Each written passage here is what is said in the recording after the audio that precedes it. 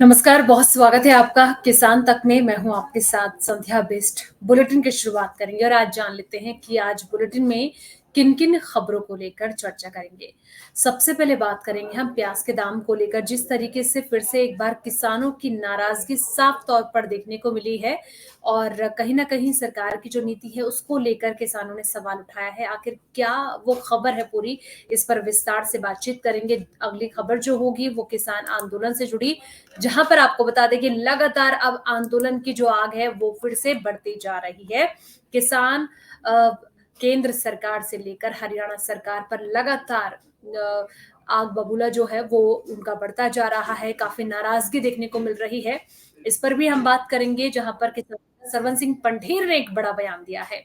वहीं बात करेंगे जिस तरीके से लगातार संसद में एमएसपी का मुद्दा गरमाता जा रहा है। इस बीच एक बार फिर से कांग्रेस सांसद अमरिंदर सिंह ने बड़ा बयान दिया है। क्या कुछ कहना है वो भी आपको सुनाएंगे।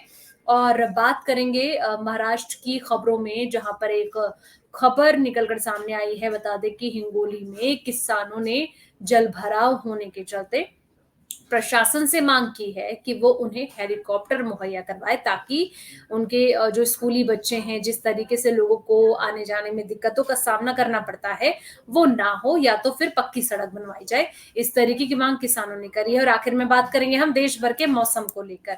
तो शुरुआत करते हैं प्याज से। महाराष्ट्र के प्याज उत्पादक किसान काफी ज्यादा गुस्से में हैं। राज्य में हो रही प्याज की खरीद को लेकर जो प्रक्रिया अपनाई गई उससे किसान नाराज चल रहे हैं।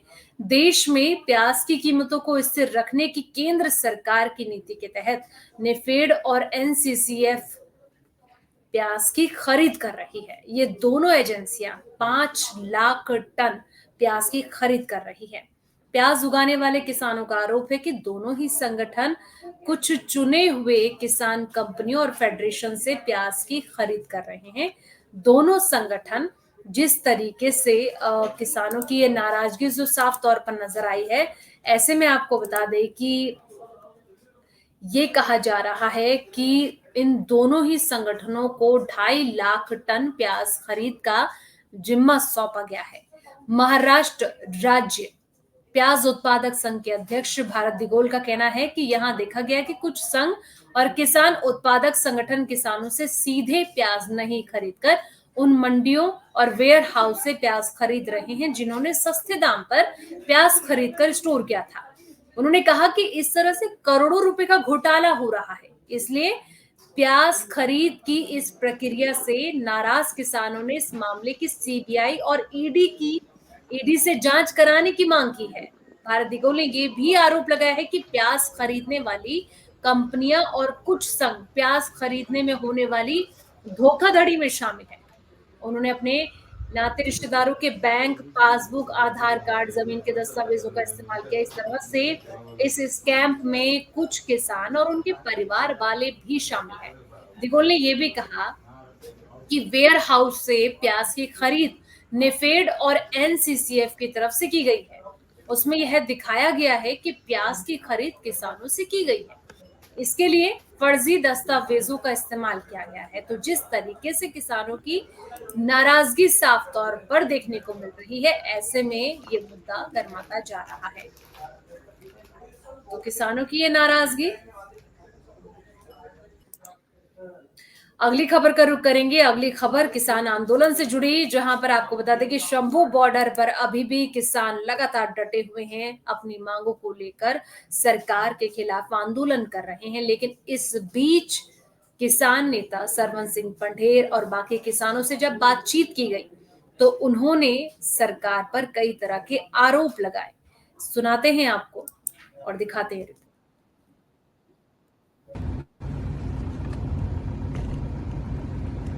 शंभू बॉर्डर के ज़रिए दिल्ली जाना चाहते थे, लेकिन जो हरियाणा पुलिस है उन्होंने रोका। उस दिन बहुत हैवी टीयर गैस शेलिंग भी हुई, बहुत ज़्यादा वहाँ पर जो आप देख सकते हैं कि किसान, कुछ लोगों ने ये भी कहा था, अभी किसानों ने कहा था कि हमारे साथ जो है वो गलत किया है पुलिस ने, टीयर गैस शेल मारे गए हैं।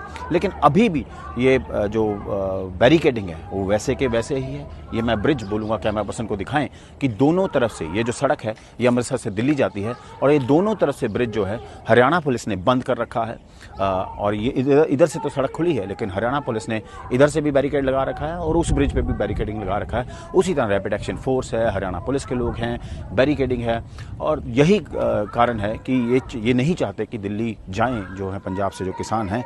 और आज भी वही सीन्स हैं बैरिकेडिंग के, किसी तरह की कोई चेंज नहीं है यहाँ पे। हाँ, और किसान भी जो है वो लगातार यहाँ डटे हुए हैं अपनी मांगों को लेकर।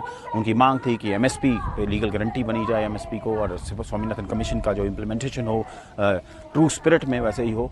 लेकिन पुलिस ने आज भी वहीं बैरिकेडिंग है हरियाणा सरकार की तरफ से, और किसान भी मेरे पीछे आप देख सकते हैं उसी तरह जो है वो डटे हुए हैं जिस तरह वो फरवरी महीने में यहाँ से आए थे अपनी मांगों को लेकर। शंभू बॉर्डर से कैमरा पर्सन गिरीश के साथ असीम बस्सी, हरियाणा तक।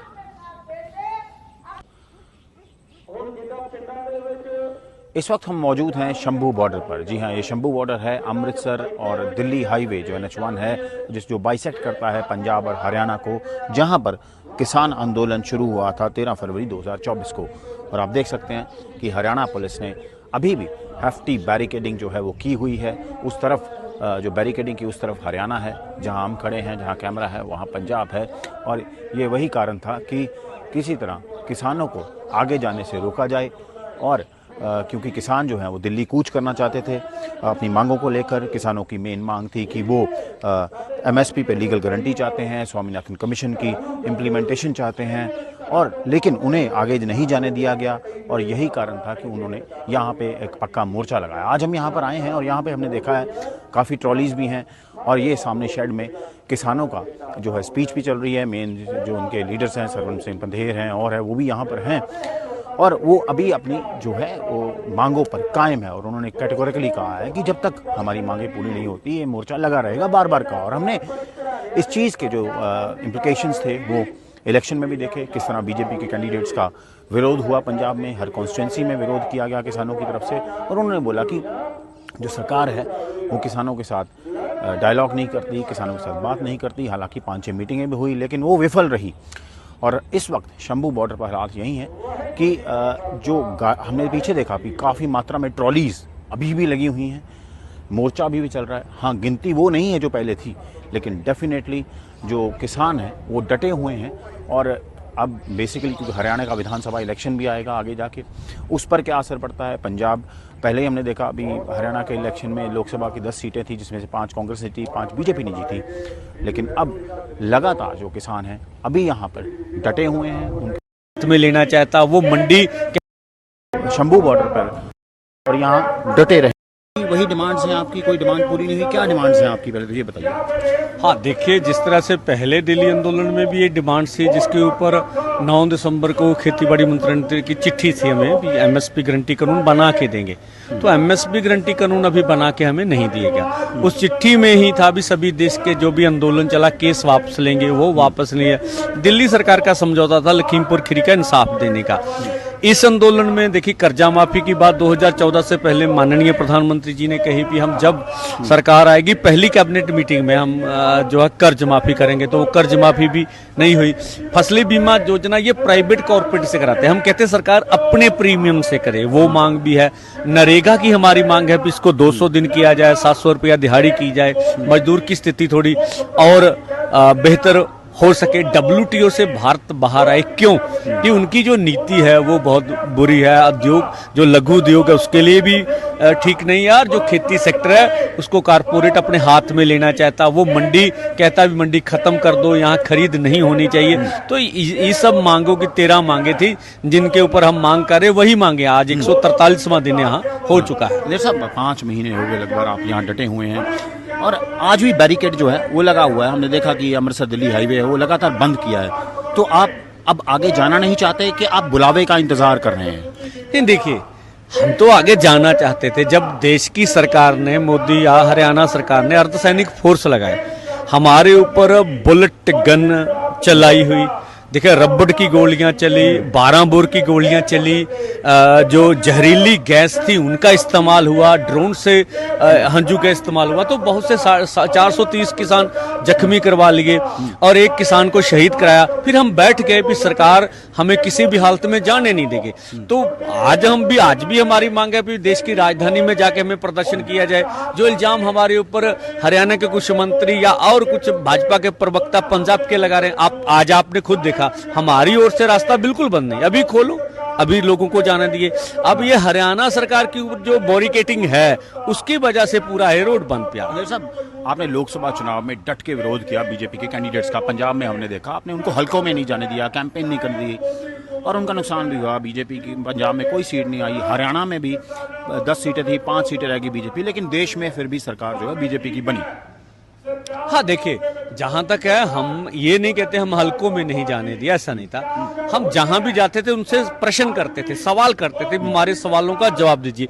उनको सवालों का जवाब देकर नहीं, वो वीडियो वायरल करते थे पूरे देश में, ठीक है, उनका अपना काम था, हमारा अपना काम था।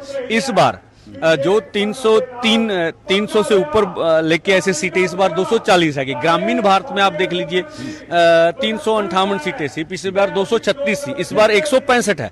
ग्रामीण भारत में हमारी देश के किसान मजदूर ने आवाज सुनी। हम कहते कोई भी सरकार आ जाए, कांग्रेस भी सही नहीं है, लेकिन जो सरकार किसानों के ऊपर गोलियां चलाएगी, किसानों का हक नहीं देगी, कभी भी किसान मजदूर उनको सत्ता में नहीं लाएगा।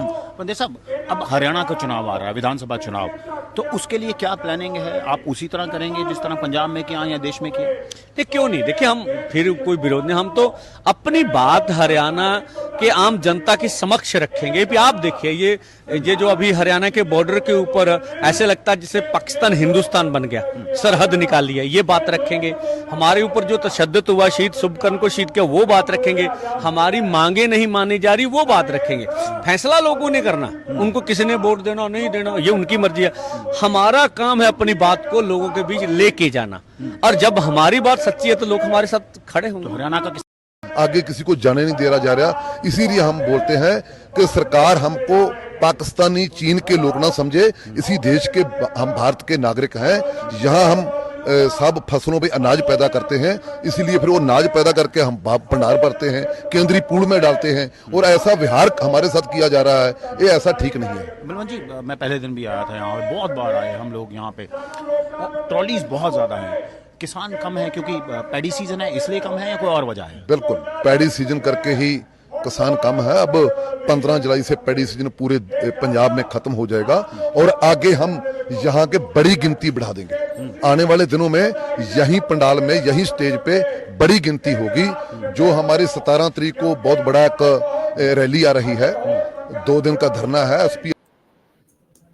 आगे बढ़ेंगे, अब बात करते हैं अगली खबर का। जिस तरीके से लगातार एमएसपी की कानूनी गारंटी को लेकर किसान आंदोलनरत हैं, अब वही मांग लगातार संसद में भी इसको लेकर मुद्दा गरमाता जा रहा है। इस बीच कांग्रेस सांसद अमरिंदर सिंह ने भी बड़ा मुद्दा उठाया है, सुनाते हैं आपको क्या कुछ कहना। मैं चाहता हूं, पिछले 1.5 साल से सभापति साहब, पंजाब का किसान, देश का किसान, आज बड़ी बड़ी बातें की गई। आदरणीय मंत्री महोदय कहे कि हमने एमएसपी दी है, एमएसपी आपने दी है। 1967 में कांग्रेस की सरकार ने किसान के लिए एमएसपी दिया था। जब देश भूखा मर रहा था तो पंजाब के लोगों ने, इन किसानों ने, देश के किसानों ने देश के लोगों का पेट भरने का काम किया। आज कोई आसान नहीं कर रहा कि हम उनको एमएसपी दे रहे हैं। किसान लीगल गारंटी मांगता है सभापति साहब, एमएसपी की लीगल गारंटी। आपको मैं बताना चाहता हूं, 700 किसान पंजाब का शहीद हुआ, और मेरी एक आदरणीय हमारी सांसद ने उन किसानों की मांओं के बारे में ये कहा कि ये तो 100-100 रुपए पे भाड़े पे लाए हुए लोग हैं। मेरे को शर्म आती है इस बात की। वो किसान, और आज वो किसान दिल्ली के बॉर्डर अपनी बात सुनाने के लिए दिल्ली आना चाहता है। क्या दिल्ली देश से अलग है? क्या दिल्ली में पंजाब के किसान नहीं आ सकते? हमें हरियाणा के बॉर्डर पर रोककर हमारे पर गोलियां चलाई जा रही हैं। हजारों लोग, किसान हमारे वहां पर इंजर्ड हुए। और कईयों की मृत्यु हो गई, मौत हो गई है। लेकिन सरकार की तरफ से गर्मी है, 45-47 डिग्री में बैठा किसान चीख चीख कर पुकार रहा है कि हमें एमएसपी की लीगल गारंटी दो, हमने दिल्ली जाना है। लेकिन उनको आदेश है हरियाणा की पुलिस को, यह देश के गृह मंत्री के द्वारा दिया गया आदेश कि पंजाब का अगर कोई व्यक्ति दिल्ली की तरफ किसान मुंह करेगा तो गोलियों से उसको मार दिया जाएगा। ऐसा हमारे साथ व्यवहार हो रहा है सभापति साहब, ये हालात है। आप कहते हो किसानों को, आपने किसान निधि योजना में आपने बड़ा कोई इनकलाब खड़ा कर दिया। आपने कहा कि 3,20,000 करोड़ लोगों को हमने 20,000 करोड़ दिया है किसान निधि योजना के तहत। मैं पंजाब की बात बताना चाहता हूं, आंदोलन के बाद हमारे साथ किस प्रकार का व्यवहार हुआ। 2019-20 में 23 लाख लोगों को किसान निधि योजना का फायदा मिलता था। जब हम आंदोलन किया, सरकार को काले कानून जो 3 बने थे वो सस्पेंड करने पड़े, वापस नहीं लिए। तो इन्होंने कहा कि अब इनकी निधि योजना बंद करो। अगली खबर का रुख करते हैं। अगली खबर जो है महाराष्ट्र से मिल रही है। बता दें कि महाराष्ट्र के हिंगोली में किसान जिस तरीके से बारिश को लेकर परेशान है, जल भराव की स्थिति लोगों को बहुत ज्यादा परेशान कर रही है। एक तरफ स्कूली बच्चे स्कूल नहीं जा पा रहे हैं, वहीं दूसरी ओर किसानों की फसलों को भी नुकसान हो रहा है। तो किसानों ने जो ये नाराजगी किसानों की साफ तौर पर देखने को मिली, जहां पर आपको बता देंगी जब किसानों ने प्रदर्शन किया, उन्होंने मांग की है कि या तो उन्हें हेलीकॉप्टर दिया जाए या फिर एक पक्की सड़क बनाई जाए ताकि जल भराव की स्थिति ना हो। एक रिपोर्ट आपको दिखाते हैं।